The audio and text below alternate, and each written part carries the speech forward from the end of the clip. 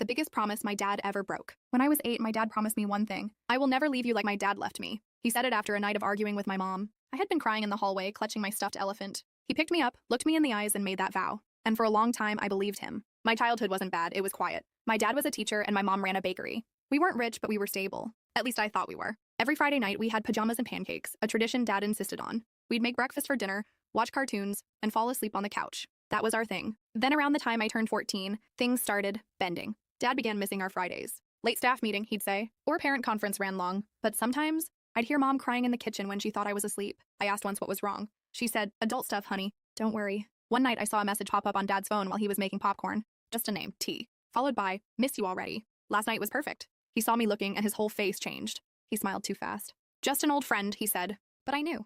For the next 6 months, everything spiraled. Dad got distant. Mom got quieter. I felt like I was floating in a house full of strangers. Then one morning, a week before my 15th birthday, I came downstairs and he was gone. No note, no explanation. Just gone. I found out later from my aunt that he had moved 3 states away to live with a woman he'd met at a teacher's conference. Her name was Teresa.